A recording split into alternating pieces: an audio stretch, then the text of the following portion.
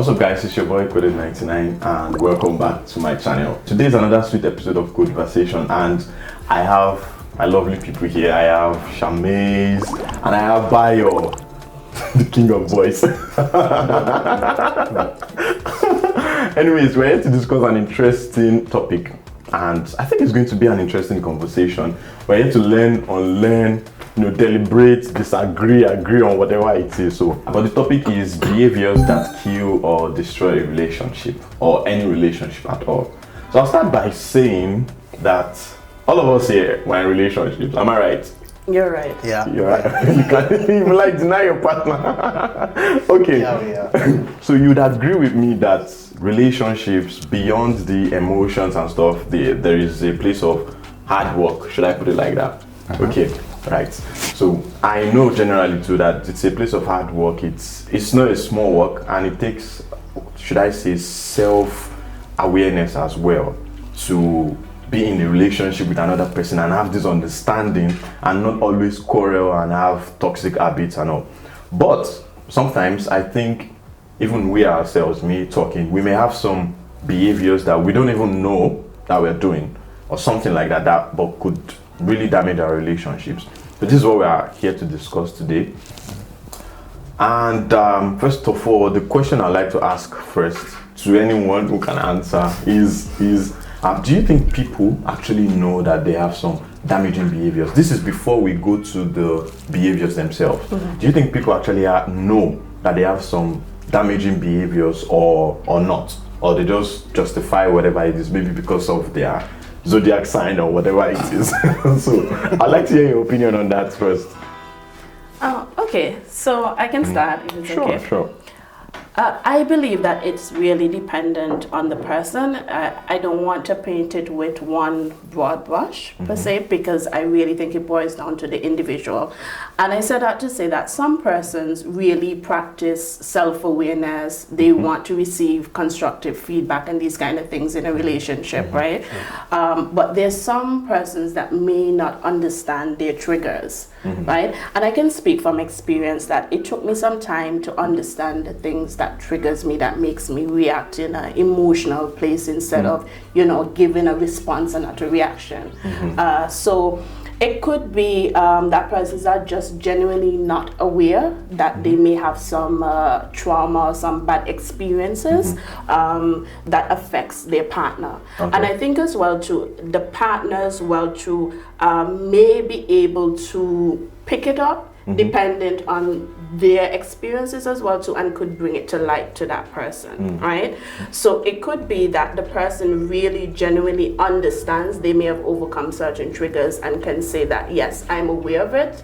And there's some people as well too who may just make it justifiable that maybe they've been through abuse or they've been through some sort of family trauma and justify certain reactions without coming to grips that it needs to be adjusted or you need some sort of counseling and so on. So it could really be either way. It just really boils down to the person. Okay, interesting. So do you agree with her, or what do you think? Yeah, I agree that what she said actually is right, because there are definitely different personalities, and some people are more introspective, others are not.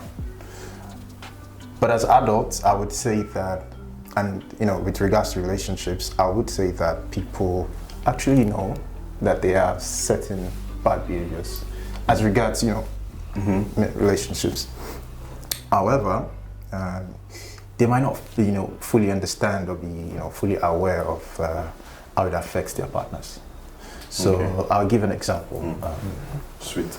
I'll give an example. So until recently, when I started, having serious relationships, I often don't smile most of the times. Most of the times I don't smile. So, and I'll get feedback like, I think you're emotionally withdrawn because most of the times you see me and you don't smile. So my man, I'm like, what do you mean? I already love you, right?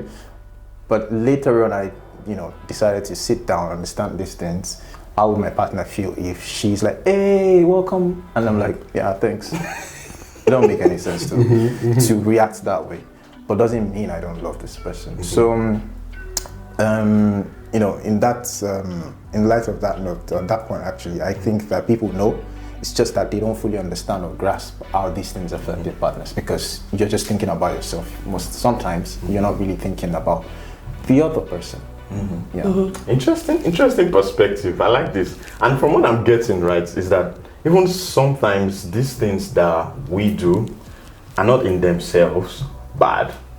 For example, it didn't used to smile. It's not in itself bad. It's not a bad thing. Like, I can choose to smile if I want, you know, deal with it. But when you're in a relationship, it becomes something that affects the relationship. Now, taking me to the next question. What are examples of behaviors, let me term them behaviors, that can actually destroy a relationship? What are, in your opinion? For example, I guess you already have one personal one, no smiling. So what other ones? I can give one, for example, is I'll say giving silent treatment. I used to be the type that when we agree on something, or this is outside me being in a relationship, we agree on something, or you come to me with something and you tell me this, and then we advise and whatnot, I give you 3 chances to mess up. When you mess up at the 3rd chance, and then you say, hey bro, I messed up, and I'm like, right, I've given you enough benefit of that, now I'm going to keep mute. And then I'll keep mute and make you dwell, like, what is going on in this guy's head, what is going on? But that is a sort of punishment to that person. But in a relationship, I realized that it's not nice. I had to, like, you know, say what is in my mind. If I'm annoyed, I say it. Or, you know, request for extra time, please. You know, like, I need extra time to myself. So that's something that I think is not nice or can destroy a relationship.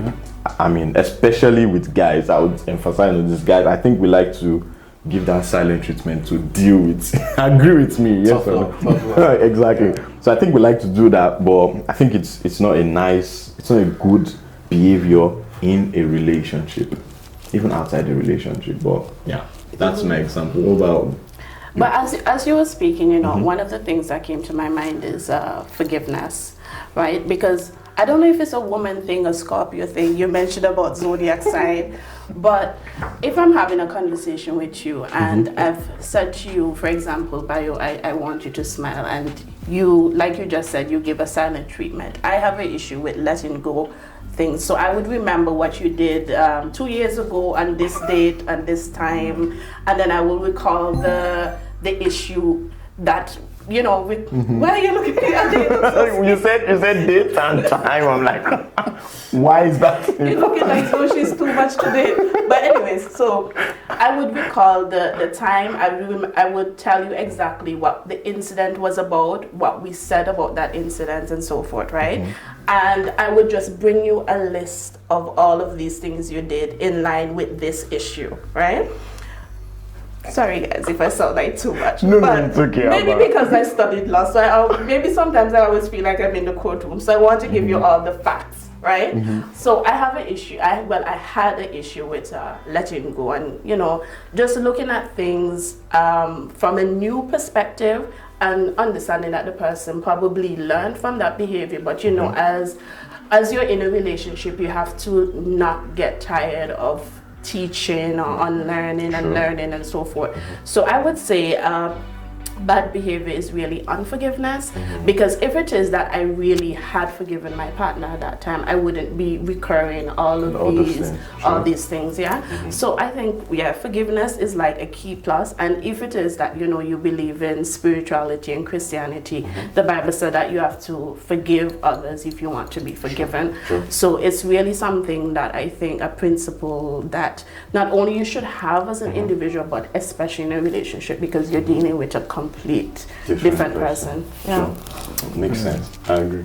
I like that we're sharing from personal experiences in Bio. Yeah, I think just to, you know, back up what she said, I'd say being too serious. So that comes with, you know, you being forgiven. So because, and also what she said, this tough love thing, because I think guys, from guys' perspective, we can have this tough love of, yeah, love is kind of serious. You need to, you know, do the work, and then you have these certain standards that you want your partner to attain, or you make it like a test they have to pass. Oh, she has to do this. I need her to get to this level. So sometimes it's like you get too serious and you don't realize that you're creating a lot of tension. So I would just say, even in all kind of situations, even the little issues that you have, try to be friendly and playful in how you resolve these things. But when it's like too serious, it's like, oh, I need someone that is so ambitious. Give them time to get to that level. Maybe you want them to attain this particular level. Give them time and playfully, encourage and advise them. Or even maybe they ought to, except if for the case of maybe cheating and stuff, that's serious. But yeah, if other petty things, I think you should just playfully correct them. And that way you'd have room to also forgive them. And they will know you're forgiving because they're like, oh, it doesn't dwell so much on these things. Yeah, so I think just being like very playful, not being too serious, is one of those. Interesting. I have another one. I know there are a lot. We may not even be able to cover them, but you have one here. Don't hold it to it. I'm coming. I think another one is being defensive. Son, took me. It's still taking me a lot of conscious effort to not be defensive, even when I'm getting some like critical feedback, and I'm like, it's different when I ask for the feedback. Now I'm ready for it, but when I don't ask, and they're like, hey, well, I just get defensive. I'm like, okay, yeah, that was not nice, but it took me time to realize that, okay, this is coming from a place of love, not from a place of putting me down. Right? So I have to like, okay, when this comes, once the feelings come, sometimes you can't control your emotions once it comes. I mean, you can control your emotions, you can't control what triggers it. Once it comes, it's triggered, and I'm like, okay, calm down. This is coming from this place. Okay, now let it go. So I think being defensive as well, and I don't know if it's more on the guy side or on the female side. This is the theory that females like to give the feedback, the critical feedback, and guys would get defensive. Correct me if I'm wrong. I don't know what you're talking about. For example, I take this cup and I drink like this. And you've told me several times to drink like this. Hold the handle and drink like this. And then one time I drink like this again, and you're like, babe, I've told you several times to hold this. And I'm like, it's just me. I'm just left-handed and I take the cup like this. Not understanding that maybe your motive, where you're coming from, is that when we're on a public what or whatever gathering, I should just drink like this, just to be, should I say, be proper or be So to etiquette, summarize, basically. are you saying men just don't listen when we No, we give advice? I'm saying it's more like females or women give more of the criticism, and guys would get more defensive. I'm going to rate it on a percentage level. Oh, I was actually just trying to slip in, but yeah, you didn't catch it. But women usually often give like feedback a lot. Maybe because we're really caring, and we kind of have this type of motherly instinct, and we're just naturally persons who care a lot, nurture and so forth, as opposed to men who, you have a different built up. Yeah. So yes, it could be. I would agree and disagree that yes, we tend to maybe speak more and voice more because it's coming from a place of care. Men may get defensive. It could be. I wouldn't want to say generally all men, because I would want to believe that some men would understand that the woman is just telling them because they're looking out for their best interest, because she wouldn't want you to burn your hands taking up the teacup in that manner, But I think it could be the way how women communicate the message across to men. That is what makes it defensive, because it comes now with the shouting, the frustration, the annoyance and so forth, as opposed to maybe just speaking gently, babe, I told you so many times, pick up the cup because it's gonna hurt your hands, as opposed to what you gave, and probably you did that because that's how women usually would speak generally, in that kind of angry tone. So It really depends. It's a case-by-case situation, but I think it really just boils down to how you communicate. And that's actually what I wanted to say, is lack of communication is another bad behavior. You know, I think we all said it in some different way, because it really boils down to how you speak to your partner and how you understand how your partner understands, you know, feedback and so forth. Yeah. So I think it really has to do with communication as a good behavior for a relationship to be successful. Communication. Okay, interesting. Yeah. Communication. So I'd say that for some of us that can relate to this, I was raised to not ask questions. Just follow what your mom or dad said to do it. So I've carried this into my relationships, and so I just make assumptions. I don't ask questions. So even if I'm frustrated with something, I was like, this person always does this every time. As if they're meant to read your mind. Exactly. So you should instead ask questions like, honey, I hope you don't mind if I, ask this question. Is it fine if I ask you this? And they're like, oh yeah, should. And they're like, oh, why did you do this? Why did you do that? Or is it okay if I did this to you? Or those kind of things. At least I think it helps with the whole communication, like how you communicate. I think it's because, like she said, women communicate maybe in a certain way of giving feedback.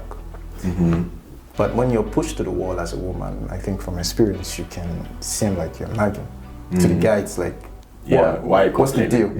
So it only makes sense that you ask questions rather than just, pass comments, remarks, or, so it's better, I think, that way.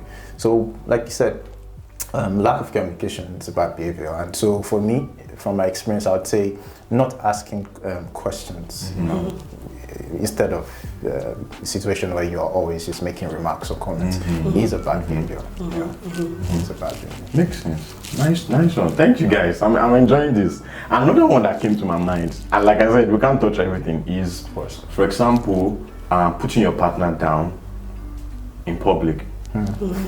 I know that partners, maybe jokingly, even in private, they can yab themselves, whatnot. But in public, it's a different thing. You can't, coming back to the cop scenario, if you shout at me in public, that is a different level of, number one, you hurt my ego. Number two, the people they are looking like she doesn't respect this guy. Number three is like, I feel like entering the ground, right? So I think putting your partner down generally is not right. It can affect their self-esteem. I've heard of situations where, like the guy or the woman, they had their self-esteem at a particular level before they entered the relationship. And if the relationship breaks, or even if they're in a relationship, the self-esteem reduces. I don't think that should be the case. I think we should build each other up, right? So I think putting your partner down in any way, either you are frustrated or whatnot, it's not right at all. It creates a lot of tension. Yeah, that's one. And that would also reflect on respect. So we can say disrespect is such a bad behavior, like disrespect in all kind of forms, because sometimes it's not just yelling, shouting, cursing at your partner. It can just be, like you said, belittling. So it's like when you have this my way or nothing mindset. So as a guy, sometimes your lady is advising you about how to go about maybe a business project or something. You're like, no, it's my way. Or she advises you. I know better. she goes, like, she takes her time to do her research and everything and tells you, oh, honey, I think this would like make your work easier. And you still go ahead to do your own thing. You get it's a silent thing. It's subtle, it's silent. You've not even had any arguments with her. You're like, yeah, thank you, babe. But then you still go ahead to do your thing. So it's like, and if the partner gets to know that you did not take the advice, and this happens repeatedly, they begin to feel like, belittled. So like you said, it's a form of disrespect, and it's such a bad behavior sometimes. Having that mindset of my way or nothing matters. What you just said, that means you can actually belittle your partner without even saying anything. Of course. Interesting. But what I gathered from you too as well, maybe from a man's perspective, is that respect is such a key thing for men to have. Hallelujah. Yes. I was listening to this sermon by Miles Monroe once. I mean, it's based on the Bible where he says that, I think it's in Ephesians, where God was saying, men, love your wives, and women respect your husband, or submit to your husband. And I think there's a certain we're built up differently. So with women, we want to receive love, affection, attention, and so forth. But with men, like you guys just clearly stated out, that respect is such a key thing to have. So that could be whether it goes from praising your partner, with praising your guy, that is, or speaking life over him, or listening to the advice that he gives, and so forth. So I feel like once you're in a relationship, and I'm referring to male, female, you would understand the built up already that God has given, like this DNA as to what you can do to actually make your partner feel loved. Yeah. I agree. True. I agree. And that part in Ephesians also has a balance, because obviously women also want respect. True. But you can give a woman all the respect and not show love or affection. You are not doing anything. Yeah. And you can give a guy all the love and not respect it. I'm sorry. It's not going to work. So yes, you're very correct. Our next question is, are these behaviors conscious or not? Bayo sort of answered it earlier on, that they are conscious. You said sometimes the person may not even know that they have these things based on. But now that we've touched some of the behaviors, now can you answer, in your own opinion, are they conscious or not? Because you knew you didn't smile. I knew that I got defensive. Or let me twist the question. Are they conscious or not? Or do they have to be pointed out by their partner before the person who is exhibiting such behavior actually knows that, I'm doing this thing? Because me personally, based on experience, some of the behaviors I had, I didn't know I have them. The same. I didn't know until my partner was like, you do this. And I'm like, no, I don't. Like, you do this. I don't do that until the next time I saw myself doing, I'm like, yeah, right, you were correct, I do this. So, what's your opinion on that? You want to have a look? I still think that it's not conscious, and this is based on my personal experience. Remember, I said as well, it could be either way. Depending on the person, whether they have actually, by the time they're in a relationship, they have dealt with their own issues and traumas already, right? But I do believe most times it needs to be pointed out by a partner, because you're dating somebody new and that has likes and dislikes about maybe your own ways or patterns, right? Because from my experience with my partner recently, there are so many things that I didn't realize that I had to deal with, and I'm talking about years of learned behavior, family structure, and Bayo kind of touched on it earlier when he said when he grew up, he wasn't told to ask questions, and some of my behaviors were based on my family structure. I grew up with all guys, so I was always usually on the defense.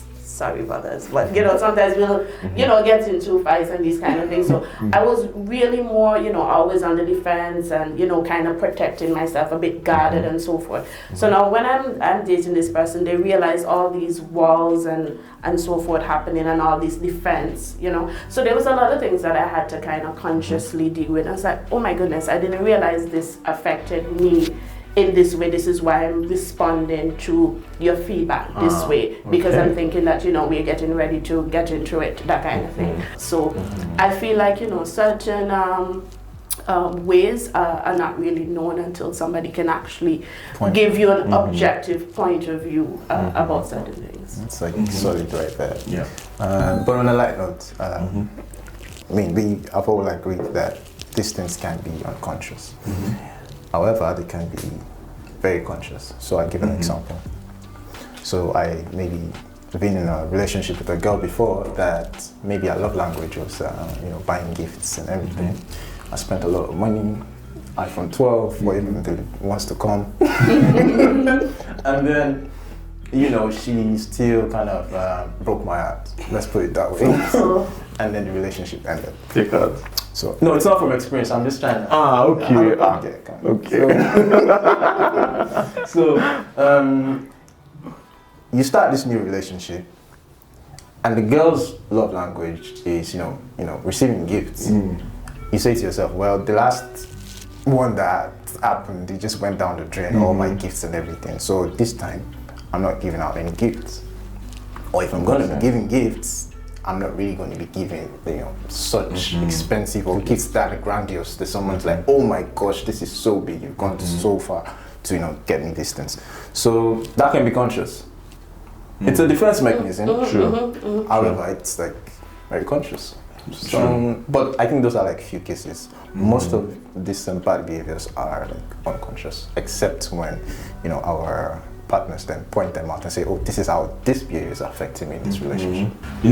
On certain situations, that pattern or that defense mechanism could be okay.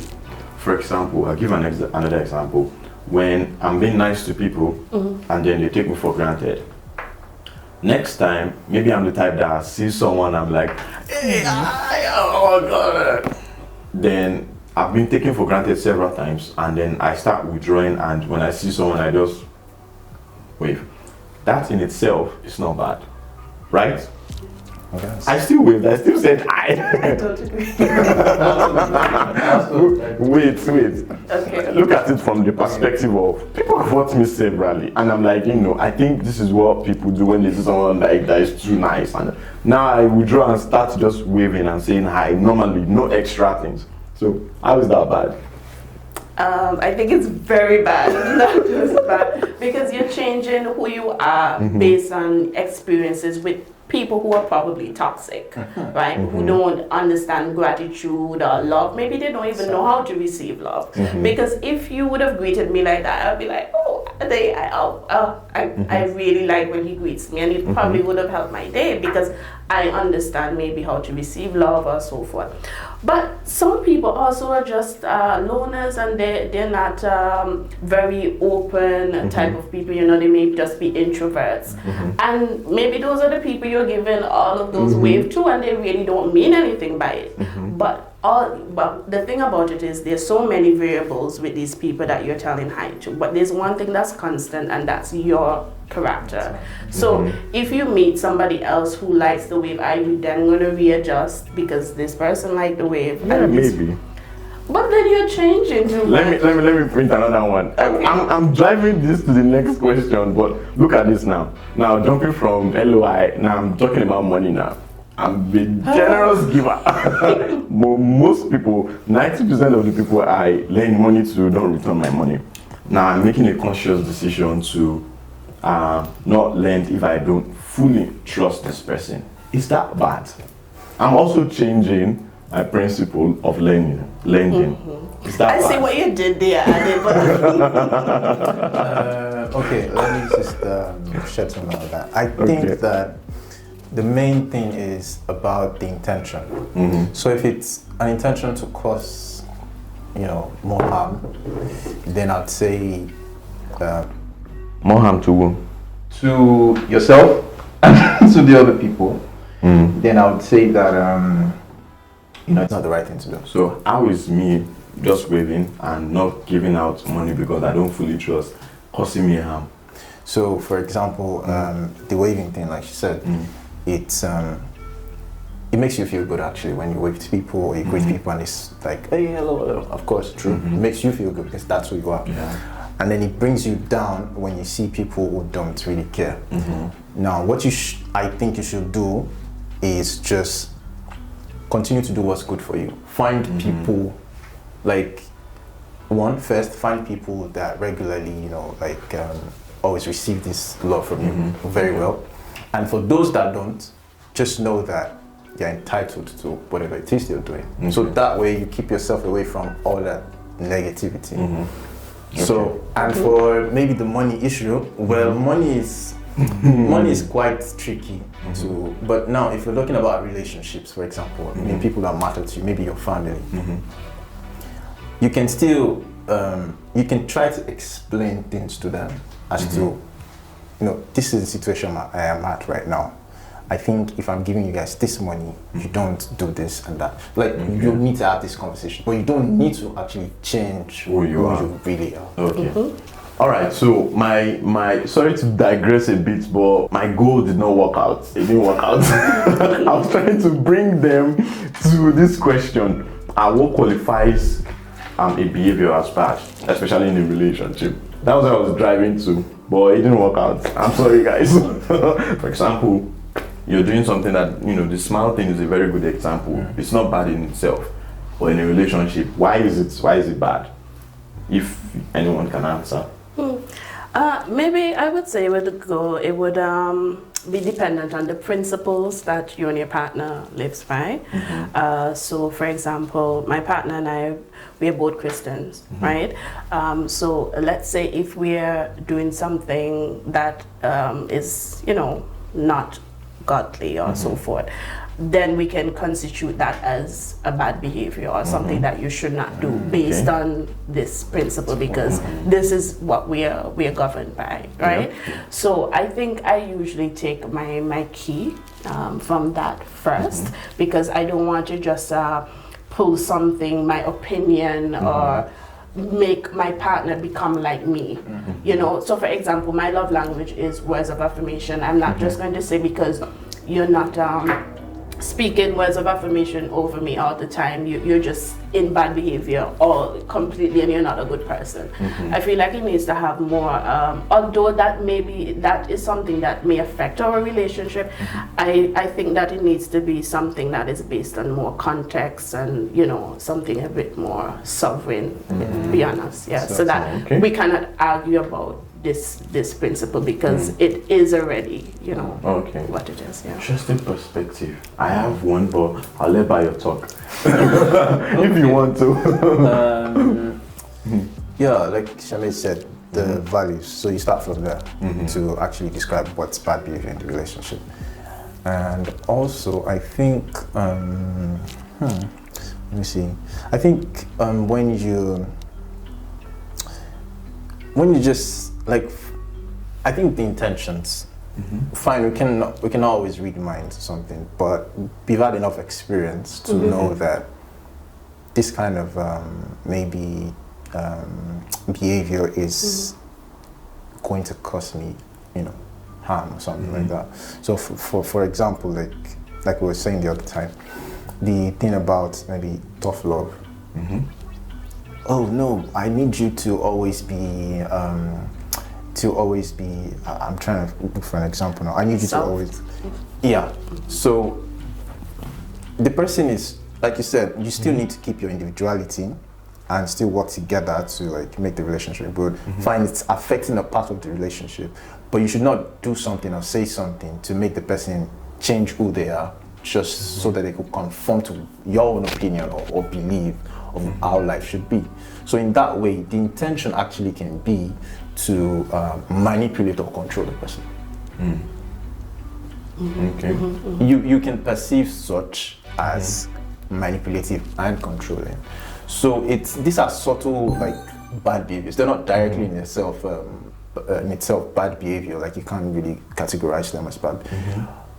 But if you look at the intentions carefully, and, you know, with regards to your partner, like in that kind of context, then you would know that, oh, if I'm trying to make my partner change who they are because I am this, I have this high standard, or I need them to be this and that, then you know that that's controlling, and it's not fair. So whatever it's not fair, you know, you just consider that as bad behavior in that context. Yeah.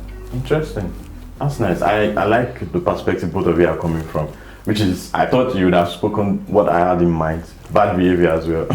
But it's good. I like you have a solid rock, don't go away from it. You, depending on the intention. So my next question is, how can people identify whether their behavior is affecting their relationship or not? How can they identify? You know, because I think we spoke earlier on that, you know, it's one thing is that the relationship is key, and also is self-awareness as well. So how can people identify these things? Okay, I think let me just take that. Personally, myself and my girlfriend, we do like this check-ins. So it's not always frequent. It's not like every day you're checking out. So it's like maybe once in 3 months or something like that, or whenever we take trips to somewhere where we're alone together to just. So the check-in comes in a way where you have these questions. What is it that I am doing well in the relationship, but I'm not doing so well? How can I be better? Things like that. So the mood in which you're asking these questions is right. It's not like from the back of an argument or from the back of they just did something that irritated you, something like that. So it's very important that you guys have check-ins. That's one. I think two, you what's it called now? You should be observant.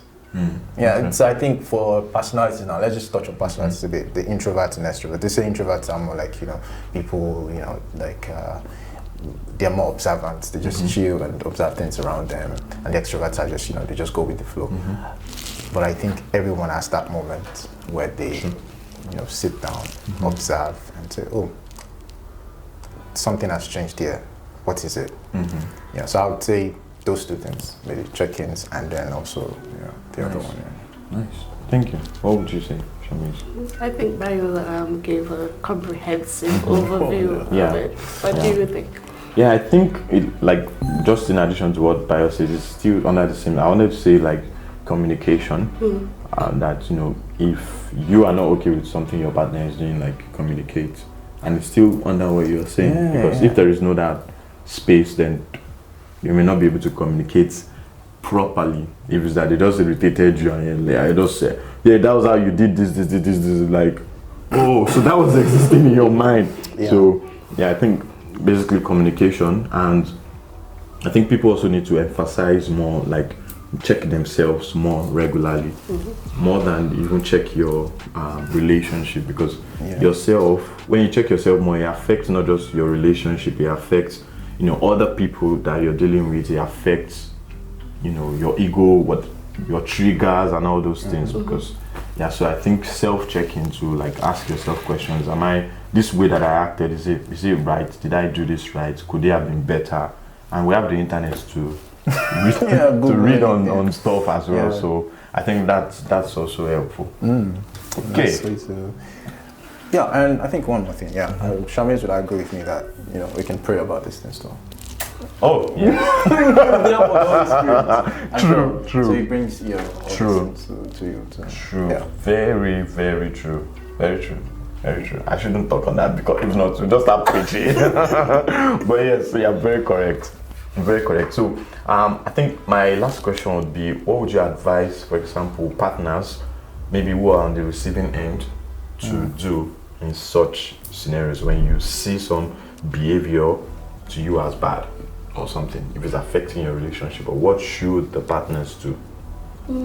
Well, just I think stemming from what Bayo just said, I think the key thing is logically, try and speak to your partner when you're calm about the situation, maybe a day or two after, and convey to them in a very reasonable tone about what happened and how it affected them, right? And then I really do think that you should pray about it, because there are certain behaviors that you may not be able to change in that person. I mean, if God can harden Pharaoh's heart, I mean, he can speak to the heart of people, right? So you may just want to pray with your partner about it, so that way you have that intervention as well, because I don't think in relationships you're there to change a person or make them into the image you want to be. They are already in their own image and have their own identity. You're there to enhance or to be a helpmate from a woman's perspective, right?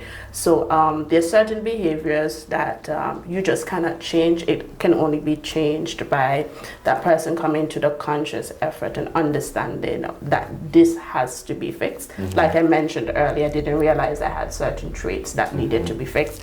And then after we had that conversation, I really prayed about it, and it has gotten a lot better. It's been a 360 since. So I feel those are the steps that should be taken, and then you will have a better functioning relationship. Nice. Yeah. I think if I'm to like follow Ade's, Ade's, what's it called now? Okay, yeah, the content, the philosophy, we get to learn from Ade's content on his channel. I'd say that guys should get to also read books about, certain things. Yeah. So you get to have more knowledge about, your eyes just open. It's like, oh, I'm shocked. So you can either get these things on the internet, you can go buy books, something like that. But yeah, practical methods to be able to, do these things. Very true. Very true. Nice one. Okay, I have like two. One is, I think one was relating to prayer as well. That one thing prayer does is to humble the person in a way. So you pray for yourself and pray for your partner, and there. And the second one is to maybe ask a trusted person, trusted person, capital letter T. Trusted person who shares the same beliefs with you. True. And ask them, okay, this is this, because sometimes you may just be in your own world thinking this thing is bad, but maybe it's not that bad. You're just thinking like that. But when you ask someone you trust, who probably has that experience, who you trust their judgment, I think that would also help to say, okay, this is this. I want to talk to my partner about this. What do you think about this? Is this, you may not even give them the whole story. Yeah, just, ask them. I think that would be really helpful, so you know that you're not seeing things just from your own perspective. Yeah. And how that works is when you later go back to your partner and maybe say, okay, so this bothers me. I asked this person about this. This was what they had to say about it and whatnot.